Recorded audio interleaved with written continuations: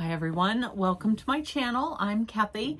So this is part 2 of what I'm calling what Christians and everyone should know about the history of Halloween, which is also Satan's holiday. So part 1 was kind of long, but that was only going over just like an introduction and costumes. That's pretty much, I think, all I went over. So, all right. So, yes. All right. So, if I'll link part 1 down below. So, that gives you an idea of where the costumes came from. And that was to confuse the ghosts and spirits that were believed to be on Earth roaming around on October 31st every year. And then November 1st was their first day of the year, the Celts. So, but I go into more of that in part 1. So jack-o'-lanterns is the next section. They've been around since the 1800s. So nowadays, they're usually orange pumpkins carved with faces or designs and a candle put inside to give light. They're usually placed on your porch or doorstep at night, maybe in your windowsill. Yeah. So there's, like I mentioned in the first one, there's so much information about the history of Halloween. It's almost mind-boggling. And this is just a short overview. You can do an internet search on any of these topics and find out more. And yeah, it's pretty wild. All right. So the internet says that the custom of jack-o'-lanterns originated in Ireland, where people carved faces into turnips and other root vegetables to create lanterns linked to the legend of Stingy Jack. So there's an 1851 poem about Stingy Jack. It says that he was a drunkard who bargains with Satan. The legend says the man tricked the devil and was condemned to wander the earth with a lantern. So I read that, the poem, and I think the short story. It's kind of interesting. And yeah, for 1851, that's almost 200 years ago, and pretty interesting. Oh gosh, bargaining with Satan is never going to go well. So Irish immigrants brought this practice to America, and we use pumpkins because they found they're bigger, they're easier to carve, and they can sit there really well, and put a candle inside and it gives off decent light. So some say that the pumpkins or gourds or root vegetables are carved with grotesque faces to ward off evil spirits. And like I mentioned, they're usually set on windowsills, porches, maybe stairways going up, doorsteps, to keep harmful spirits out of your house. So let's get into some of the wicked and evil aspects of its history that might have been. Like I said, you can find all kinds of stuff online. Some things might be completely made up. Some things might be completely true. So I watched a video, it's been several years now, and it was this channel I watch, and he really breaks down lots of things like practices, holidays, all kinds of stuff. And he was talking about, and I should have jotted down the notes of it because I've wanted to refer back to it.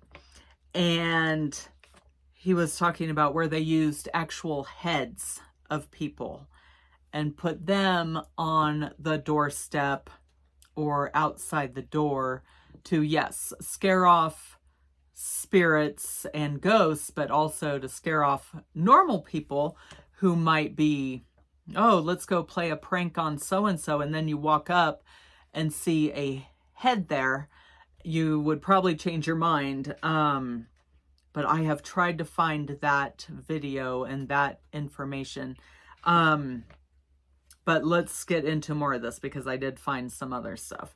Okay, so there was an article online that said that the Celts worshipped bloodthirsty druid gods that demanded sacrifices, both animal and human sacrifices, in exchange for prosperity and power.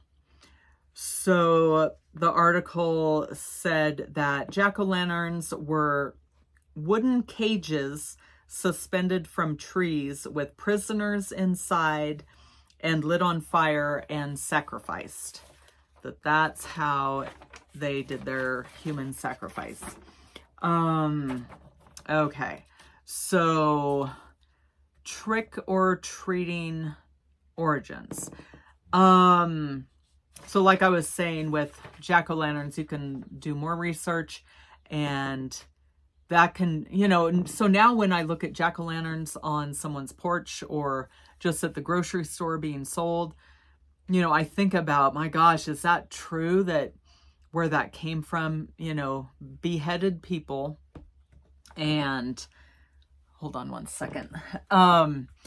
So you just don't know like how much of it is, because we can't go back in time and find out. And there are things that say that, yeah, that's what they did. They sacrificed people in this way, and they, lit them in cages, and they had to appease the gods and do these things. And, or it could be, just the side of keeping away spirits and ghosts and things like that. So it's all surrounding things like that. Death, like I mentioned in the first one, Halloween is the holiday of death. It just celebrates death, where Jesus is not about death. He died for us, but we will live with him for eternity in heaven. And yeah, the Bible, Jesus, Christianity, all those things, it's not like death glorifying. He is life glorifying. And yeah, so just keep that in mind too. All right, so trick-or-treating. So yeah, nowadays, like I was saying, I'm in America, and kids go trick-or-treating so much. And sorry, the cat is getting into stuff here. Okay, so I knew that was going to cause problems. See, that could be Satan right there. And like I mentioned in the first one, I've had a lot of spiritual attacks when I've been doing my research. I have 6 pages, and yes, I mean, I'm pretty consistently under spiritual attack just because I share Jesus so much and all that, which is fine because that means I'm doing something right, maybe, hopefully, and because otherwise Satan wouldn't bother. And so yeah, that might have been him right there distracting me, but we will continue. So trick-or-treating nowadays is just, oh my gosh, in America, holy cow. It is just insanity. The kids dress up, probably a month before they know what they're going to wear. Maybe even a year before. They might be like, okay, next year I'm going to be a such and such. And okay, we're going to go to this row of houses because they give out huge mounds of candy and all these things. And because when I was a kid, trick-or-treating in the late 1970s, early to mid 1980s, I mean, it was fun, and we would get a lot of candy, but not like an insane amount, like enough. It was fun. And yeah, you'd get dressed up and all that. But I think nowadays is just over the top. Like people online, I'm only on Facebook, but people will post what their kids got, and it will just be a huge mound of candy. It's like, oh my gosh, no one needs that. And so, yeah. But I also remember when I was a kid, you walk up to the house with your friends probably, or maybe your sibling, and you say, you know, you knock on the door, they open it, you say trick or treat, but it's like, well, what does that actually mean? And I remember, I think I actually remember the house that would say this, they would say trick. And, you know, being a little kid, you're just like, what? No, I'm here only for the candy. No one ever questions it, you know, no adults or people in the house, you know, even question it. They know you're there for candy. And so, yeah, I remember this one house would say trick, like, okay, you want me to do a trick? What's going on? And, you know, if you're just maybe 8 years old, you're just kind of, okay, I'm just going to stand here until, and, you know, and they're laughing or whatever because you're uncomfortable. And then they end up getting the big bowl of candy or bucket and let you pick out, or they give you stuff. And it's just like, why would you say that? But when I was doing the research, it means something else, like trick or treat. So we'll get into that. Okay, we're already at 11 minutes. See, like I've mentioned, there's so much behind all of this, but we'll see how this goes, and there might be a part 3. Okay, so there was an article online that said that the custom of trick-or-treating was rooted in people demanding material favors, so actual things, maybe food or goodies, lollies, whatever you want to call them, or maybe, you know, something else that they could use in exchange for not playing dirty and dangerous tricks on them. So that's interesting if you think of it that way. Like, do you want a trick, or do you want to give me a treat? Like, do you want me to play a trick on you, or do you want to give me a treat? If you think of it that way, to me, that's a lot different. So modern day Druids, which are Celtic priests who do sacrifices, and Wiccans, who are earth witches, observe Halloween as a special time of worship, and they admittedly do things like animal sacrifices. So I see this posted online, and I post it myself about keeping your pets inside and safe the days leading up to Halloween. You know, there are statistics out there that more animals, pets, and sometimes children go missing leading up to Halloween or right around that time. I would have to research that nowadays in 2025 to see if that is still the case. But that's really scary and awful and terrifying. So yes, keep your animals inside, and yeah, so they aren't used in something awful. And of course, your children always know where they are, and keep them safe.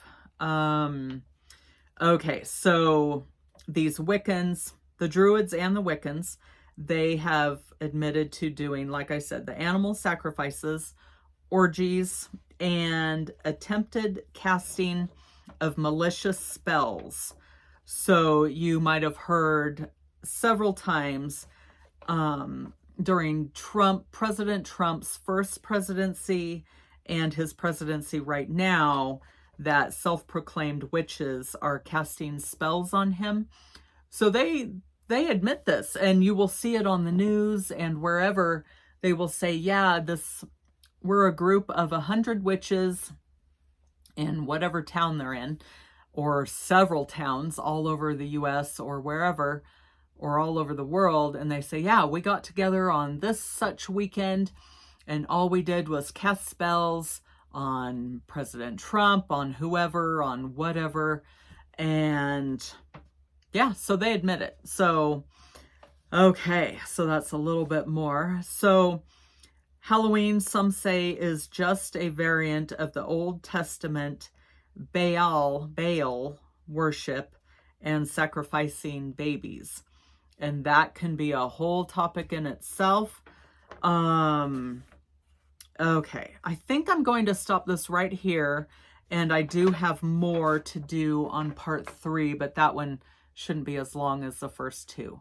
So, all right, well, let me know what you guys think, and we will keep going with some more information, and feel free to, do your own research. This is just what I have found. This isn't a, be all end all,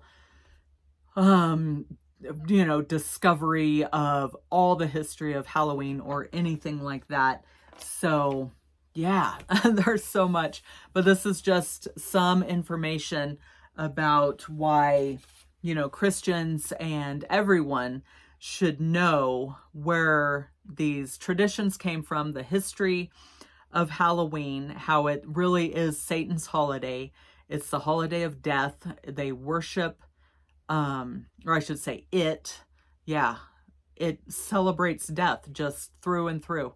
From beginning to end, it's just all about death. There's nothing life affirming, or definitely not Jesus affirming. But okay, I will see everyone in the next video. Hope you're all well, and God bless.